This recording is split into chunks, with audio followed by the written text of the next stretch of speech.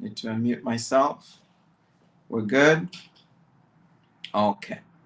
I hope now everything is fine. It seems like my connection just got an issue, and we will just take off, uh, you know, continue from where we started. We said that I was saying that the violence in the times of Cain, and when he was able to produce his descendants, and violence was so rampant to the point where there was a vengeance 77 times greater compared to what God had issued as a statement in concerning Cain. Now, it's Lamech who himself says that if Cain was avenged 7 times, Lamech should be avenged 77 times. It just shows that it was so violent. And this story is just coming that we have when we're talking about the descendant of Seth, the third child of Adam, who came to replace Cain. Abel was killed by his brother, that he had children, and some of these children, or I mean, some of the descendants were Enoch and Lamech. Lamech from Seth ends up to be the father of Noah. Noah ends up to be the father of humanity, so to speak, because from him he had 3 sons, Shem, Ham, and Japheth. We'll get to that. It is consistent with stories around the world about a world that was destroyed because it angered the gods. In scientific terms, they talk about the Younger Dryas, which is a period of time that really it was freezing cold, and as a result, but it was a result of a comet hitting the earth, and everything was on fire. This story is across everywhere. In Africa, when we did our traditional religion studies, it was explained that there was a time when the god or God lived with human, and they were too noisy that God just got off the surface and went away. Those stories are all over the world, and the story of the flood, of course, is all over the world.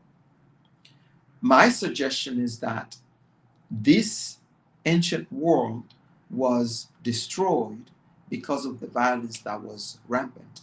And there is a connection between that story and Noah, because Noah in the Bible becomes the person who will start or jumpstart true worship.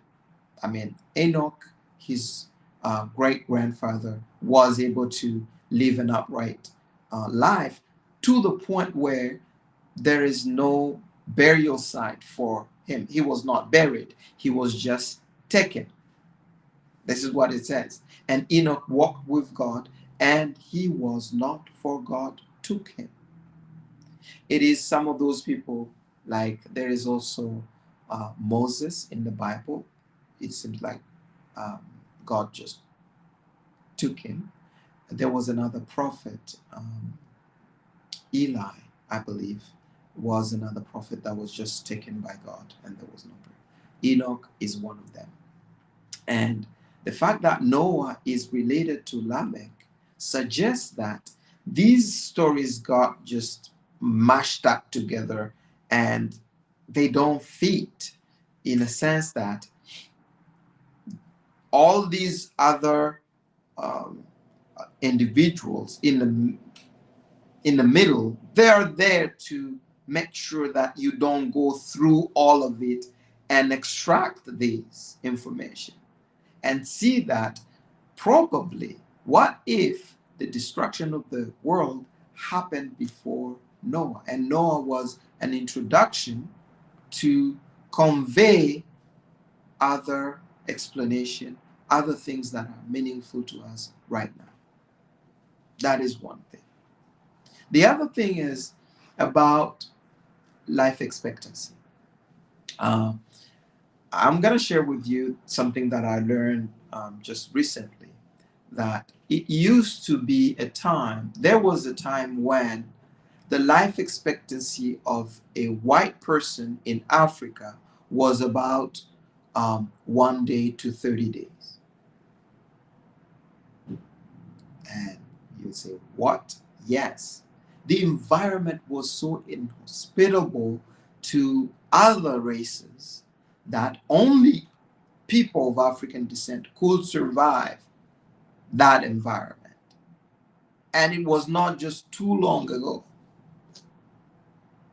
It was just recently, before the colonization started. And think it's in recorded history, white people's life expectancy in Africa was very, very low. A month maximum.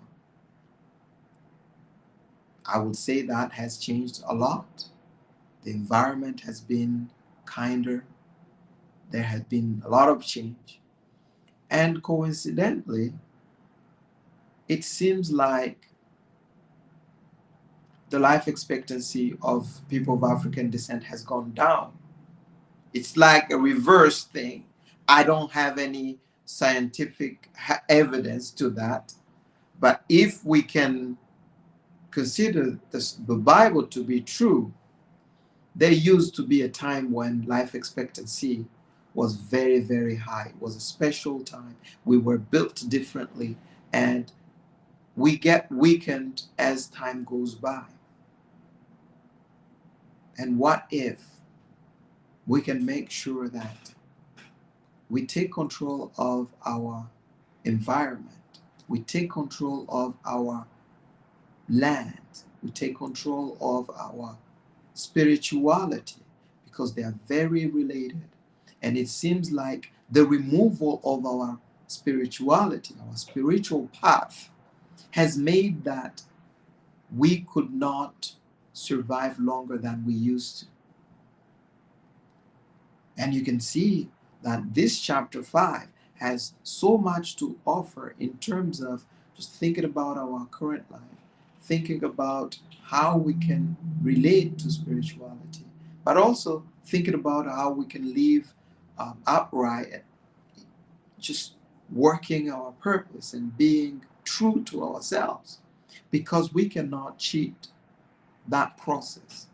And whoever does that, it may look like a short-term gain, but the universe does not forget. It will circle back, and you will see the damage that was done to us. And the sad thing is, or it's not the sad thing, the interesting thing is that we are all from the same stock. We are all human. We come from the same origin.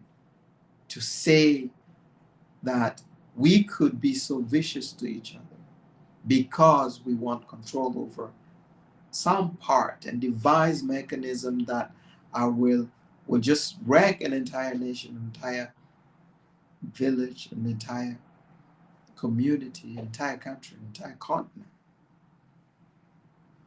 is something that comes back. So that's what I have today. It's a short chapter. I was thinking about combining with chapter 6, but I thought chapter 5 was really unique on its own and stands out, and had an introduction to a very interesting part of the Bible, which start with Noah, with his sons.